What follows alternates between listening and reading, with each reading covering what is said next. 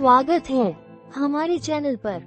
हमारे साथ बने रहें और फिल्मी दुनिया का आनंद उठाएं। कहानी एक जिंदादिल ग्रीक अमेरिकन परिवार से शुरू होती है। तौला पोर्टोकालोस अब शादीशुदा है और एक टीनेज बेटी पेरिस मिलर की मां है। सालों बाद भी तौला अपने बड़े हंगामेदार ग्रीक परिवार का दबाव महसूस करती है।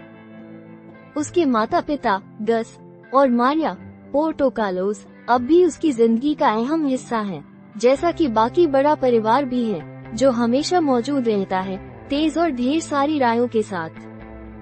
तौला और उसके गैर ग्रीक पति इयान मिलर अपने व्यस्त जीवन को संभालने की कोशिश कर रहे हैं। वे अपनी बेटी की बढ़ती आजादी और परिवार की मांगों के बीच तालमेल बिठाने की जद्दोजहद में हैं।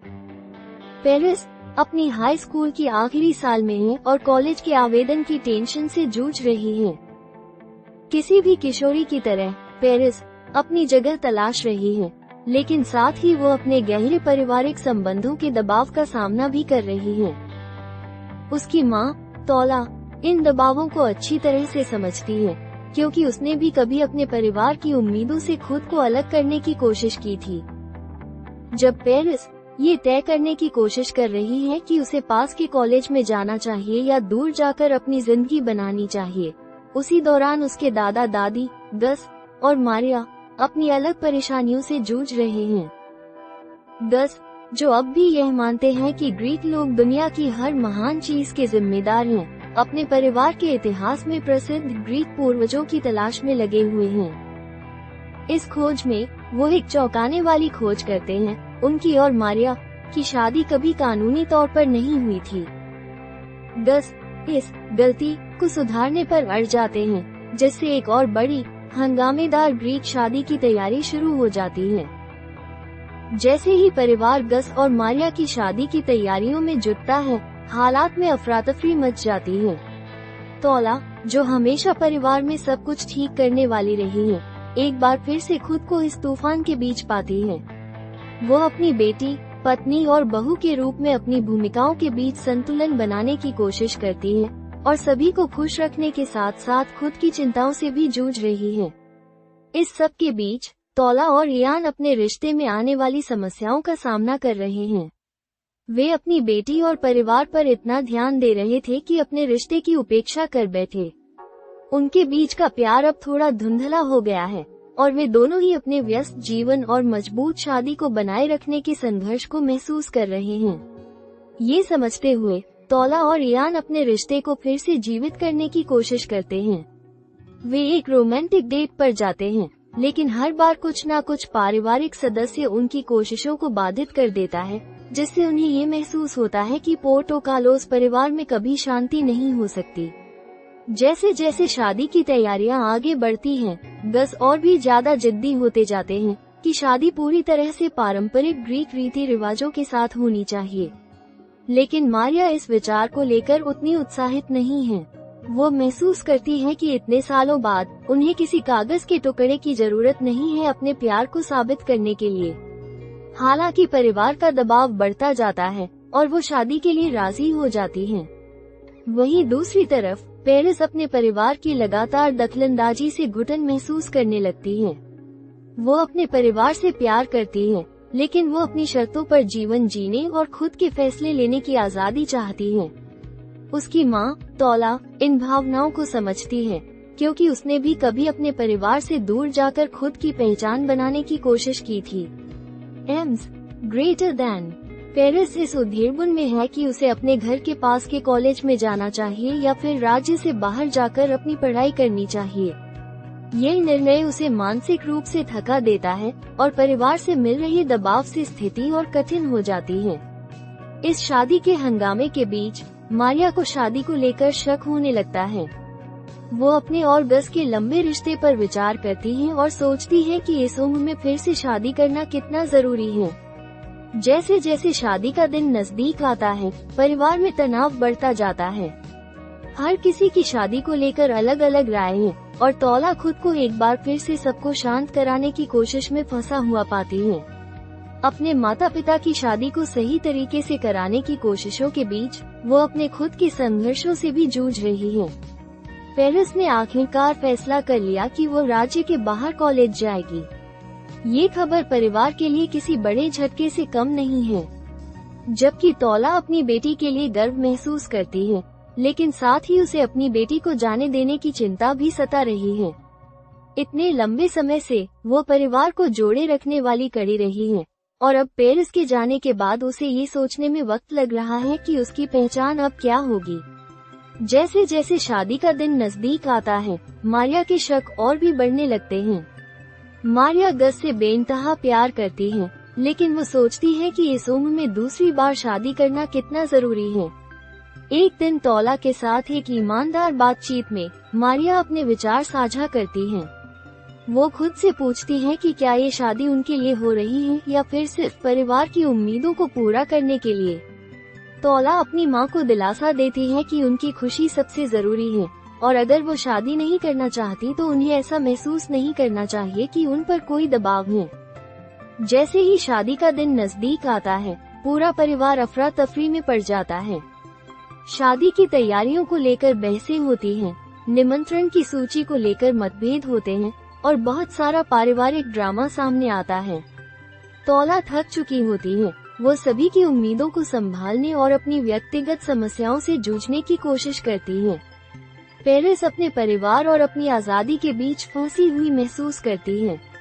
हालांकि वो अपने परिवार से प्यार करती है, लेकिन वो उनके निरंतर हस्तक्षेप से घुटन महसूस कर रही है। राज्य से बाहर कॉलेज जाने का उसका फैसला उसके लिए एक बड़ा कदम है, जो उसे अपने परिवार की सुरक्षा से बाहर आकर खुद की दुनिया को जानने का मौका देगा। परिवार का ये फैसला कैसे लिया जाएगा, इस पर उनकी अलग अलग प्रतिक्रियाएं होती हैं। कुछ लोग उसका समर्थन करते हैं, जबकि गस जैसे लोग चाहते हैं कि वो अपने घर के पास रहे। इस बीच शादी की तैयारियां पूरी तरह से नियंत्रण से बाहर हो जाती हैं। गस हर एक परिचित व्यक्ति को निमंत्रण भेजने पर अड़ जाते हैं, जिससे शादी एक विशाल आयोजन में बदल जाती है। मारिया, जो शुरू में ही इस विचार को लेकर संकोच में थी, अब इसे जारी रखने के लिए मान जाती है ताकि परिवार में शांति बनी रहे। हालांकि वो गहरे दिल से महसूस करती है कि यह भव्य शादी उनके लिए नहीं है। शादी से एक रात पहले परिवार के सदस्यों के बीच एक बड़ी बहस छिड़ जाती है। हर कोई शादी की तैयारियों, परिवार की समस्याओं और उन अनकही बातों को लेकर अपनी नाराजगी जाहिर करता है जो सालों से उनके भीतर दब रही थी। आखिरकार शादी का दिन आ जाता है और सारी अफरा तफरी के बावजूद परिवार इस बड़े आयोजन के लिए एकजुट हो जाता है।